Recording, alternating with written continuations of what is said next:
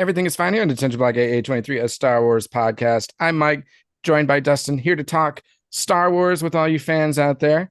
Put the business elements first. If you haven't already, go hit that subscribe button on our YouTube channel. Bring us your follows, likes, downloads, comments, ratings, reviews, all of it. We greatly appreciate any little thing that you can do to help get our podcast out there amongst all the other Star Wars podcasts. Yeah, not much going on at the moment. But did you see the new trailer, Dustin? For Skeleton Crew? Yeah. I did. What are your thoughts? I think it's being billed as like Star Wars Goonies, which, hey, I like that. As long, it's to me, as long as you don't try to sell something, and that's not really what it is, act like, then I think it's great, and we know what it is going into it. So I think it has good potential to be fun and, not like groundbreaking, but interesting and fun and a cool, standalone journey. I'm not gonna lie, I was far more impressed by that first trailer than the Acolyte first trailer in terms of like grasping the not just my attention, but like you said, like there's an aspect of like fun element to it. Obviously, it's more directed towards not necessarily a young audience, but a younger audience than Acolyte. But I don't know, there's just more suspense in it, more intrigue. I I'm actually really excited to see this. And I thought it was an interesting take because you see like a suburb within like the Star Wars universe, and it made it like feel really earthy. And I thought that was kind of different, something we haven't really seen before. You've got like kids playing out in the yard, a street with aliens walking down the street. So it's just kind of interesting, in my opinion. Yeah. I mean, again, I think it's inventive and I think the key word is fun. There's kids involved. We know what we're getting, right? Like we're not like it's not like some groundbreaking Star Wars, but it has potential. And hey, you can't go wrong with Jude Law. I mean, he's a great actor. He's got a long list of success in films. And hey, maybe he might be a Jedi in this. I don't know if he actually is or not, but he did use the Force, so it's Yeah. kind of intriguing in that. But we know there's more than just Jedi that are Force wielders out in this universe, or thread wielders. I don't know what side you fall on, but So I want to talk about something that I feel is very relevant. So today I saw the movie Alien Romulus. So Alien is a franchise I think that was in a similar rut that Star Wars was in or is in really. So a franchise that is beloved, kind of groundbreaking for what it is. Star Wars was groundbreaking for its is sci-fi, and then you have Alien that was groundbreaking for its sci-fi horror. And they took some swings in the Alien franchise with Prometheus and Covenant that didn't necessarily hit the mark.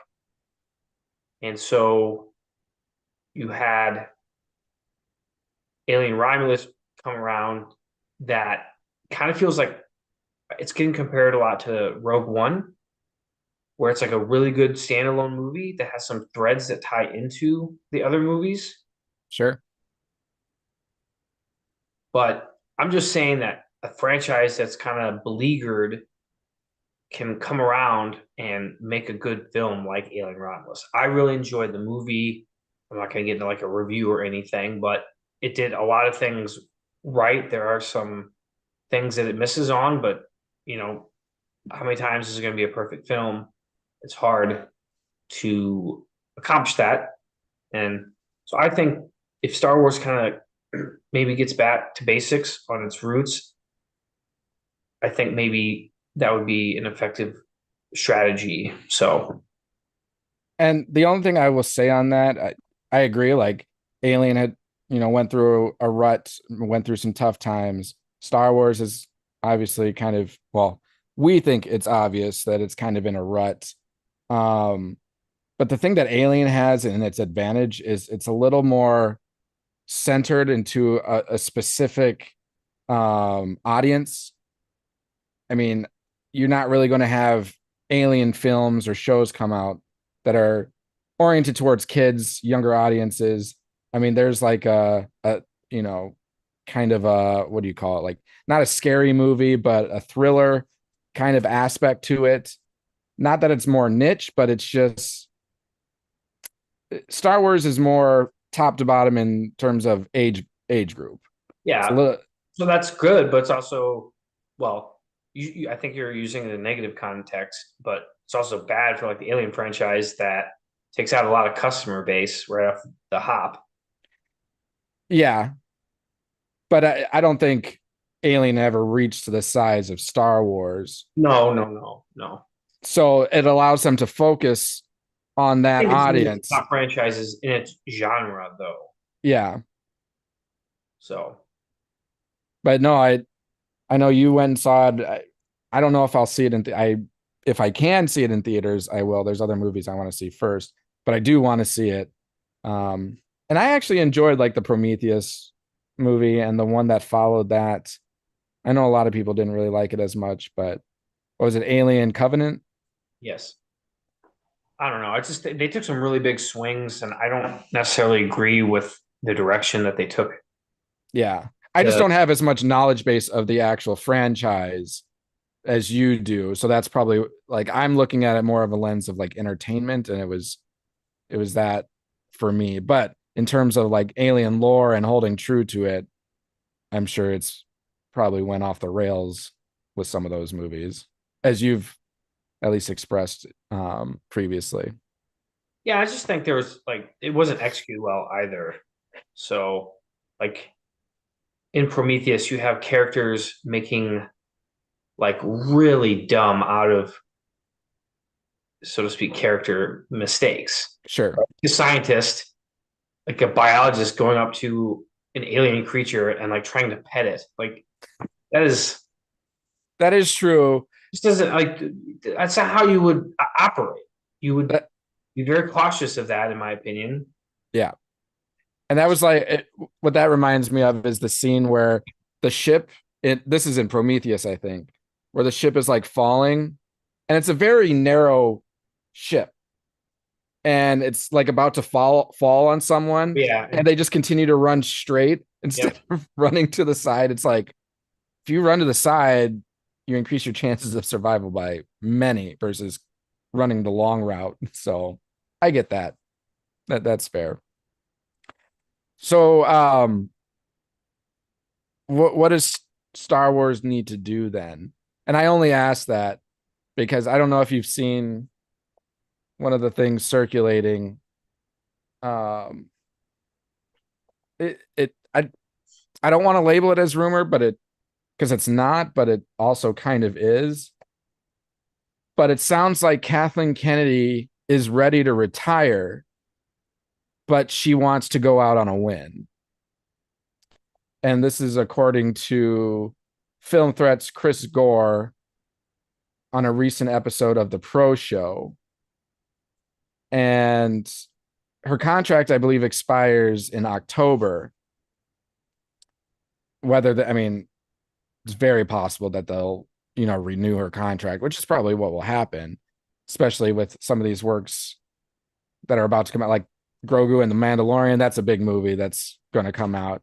But it, but it sounds like she wants to wait for a win, which is kind of an interesting thing to say because does that mean that she hasn't felt there's been a win so far, or does she just want like a huge blockbuster win, not just like a Rogue One win or something like that?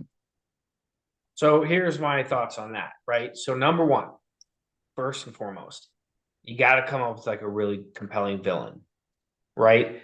Where the stakes are really high because the villain is powerful and evil, right? So you can root against the villain, right? Number two, they need to explore a different time frame, right? They need to branch away from the Skywalker saga. Acolyte's a show, so I don't really count, that for a movie, but they need to like either go in the future or the old Republic. Old Republic would be easy because there's a lot of content to kind of, piggyback off of, but that would be number two. Number three would be to explore the Jedi in a way that has some reverence for them, but also like looking into their past and the flaws of the Jedi Order, but not in such a way that makes them look incompetent, which I think has been happening lately. And I would love for them to like explore Jedi temples, like something that you did in Knights of the Old Republic was like you explored Jedi and Sith tombs, and there's some really cool things that happen during that exploration. So that would be my suggestion. I think just that villain, Darth Vader, right? Like that's what made Star Wars so good. No, that is true.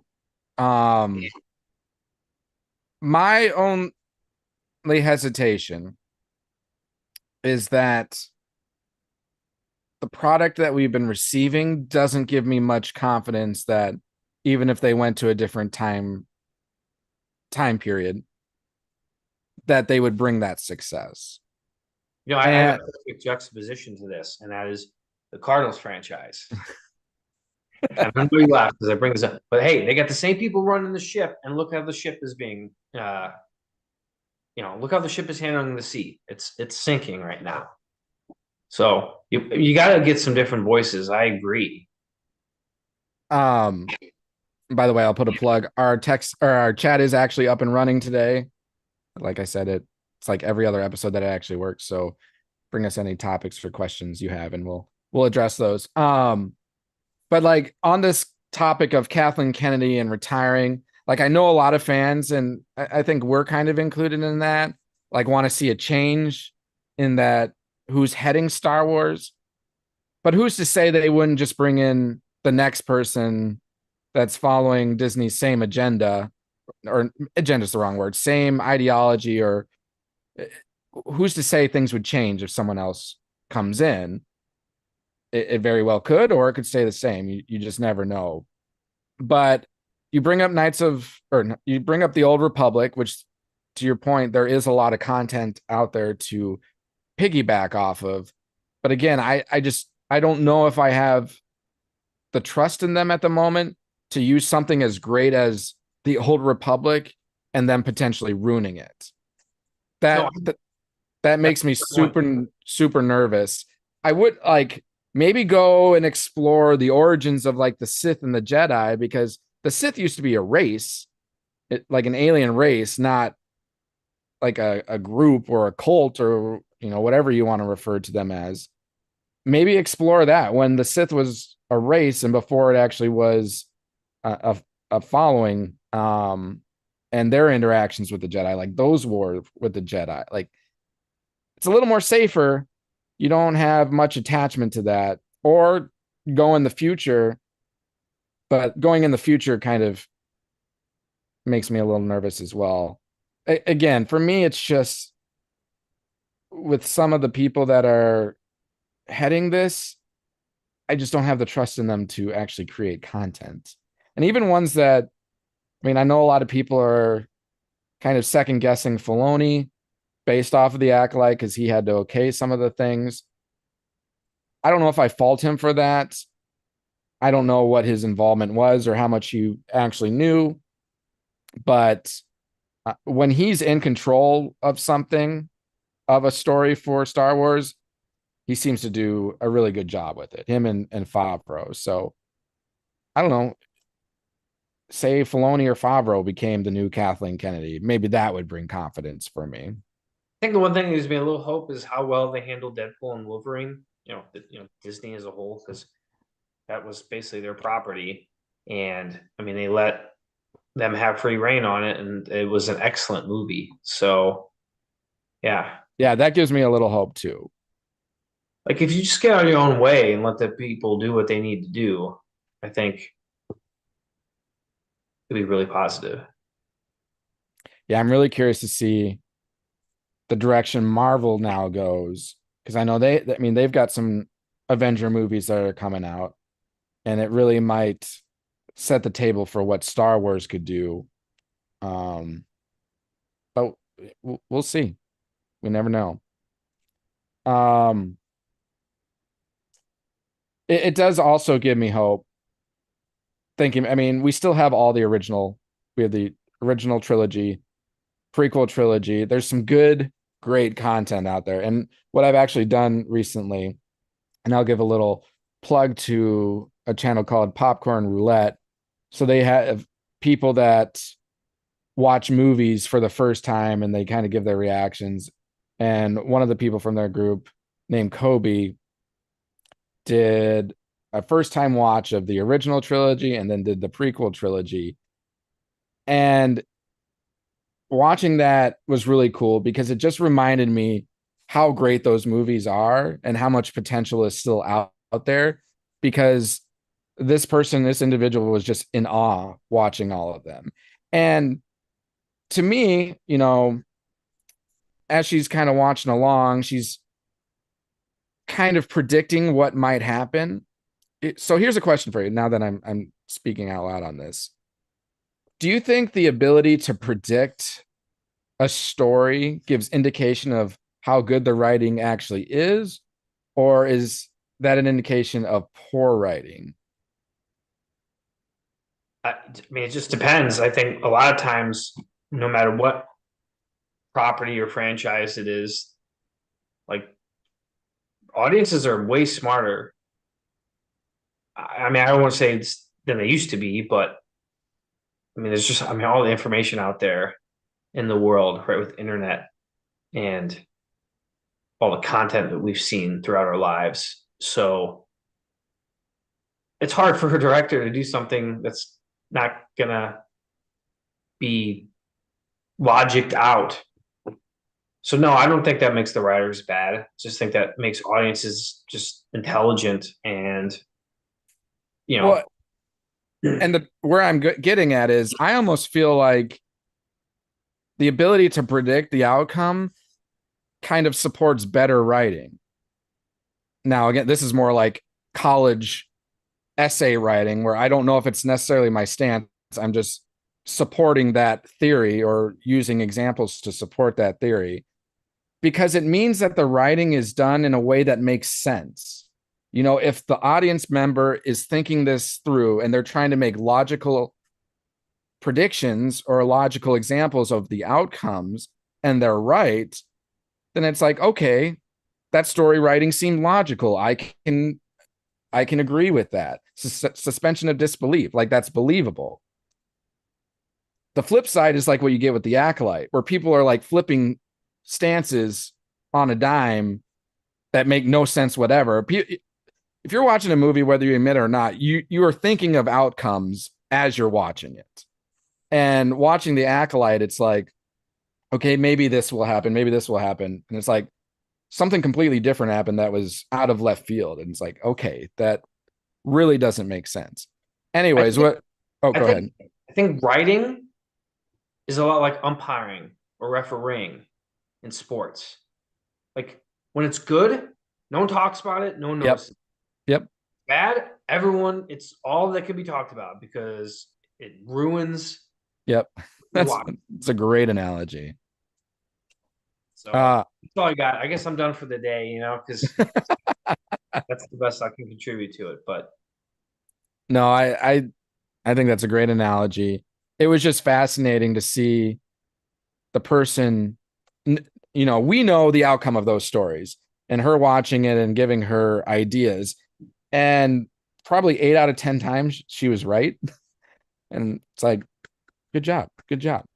Um, and she had no prior knowledge of the movies outside of a couple things. She did know that Darth Vader was Luke Skywalker's father because kind of like the biggest thing to know, I guess. yeah, how can you be alive today and not know that twist if you're an adult at least? Because she, I think, was 40 years old, so she'd been around long enough.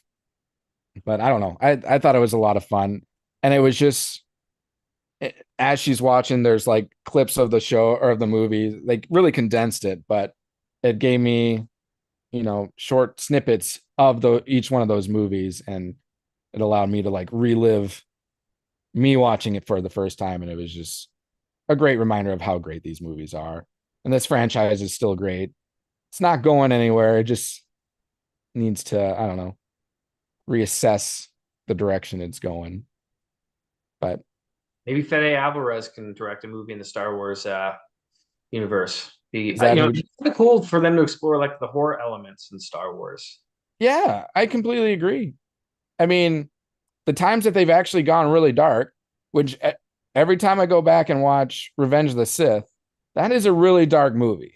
It really is, especially you throw in killing kids and stuff like that. Well, the implication. Well, yeah, they can't show it. The implication of killing kids. Even the dark, moments within the Obi-Wan Kenobi movie, you've got Darth Vader walking down that street, grabbing people out of homes, snapping their necks and everything just to get Kenobi's attention. It's like, this is dark, man, and it's captivating that way. And you can still find success in things that aren't dark but are still fun. Well, I guess Rogue One was pretty dark, but Solo was kind of a more fun movie. It wasn't dark, and I really enjoyed that one. That was just kind of a ride more than anything. So, was that person that you named the one who did Alien, or Yeah, Alien Romulus. Yeah, Alien Romulus? Mm-hmm. What was the name? Fede Alvarez. What else has he done? He did the Evil Dead remake in 2013. That was a huge hit. Oh, He did the Don't Breathe. I guess that's going to be a franchise now. So he's done really well in the horror genre, which is why I mentioned him. Yeah, that'd be an interesting. Just do a horror series with Darth Vader. I would imagine you get a lot of fans that are watching that. Well, I think it would be more like, who come to mind are the I mean, in High Republic, those creatures that like kill Jedi like they do. Oh yeah, what was the name of that thing? They're called like the. Oh shoot, I forget the name of the actual. I'm spacing on it. Yeah, me too. The thing that would like turn him into pasteurized whatever. I wish we had someone in the chat. They'd probably tell us. Call it out in the chat. Yeah, I could always Google it. But yeah, do it because it's driving me crazy. It's gonna kill me when we I see you people in the chat. Remind us. Maybe they haven't. They are called the Nameless.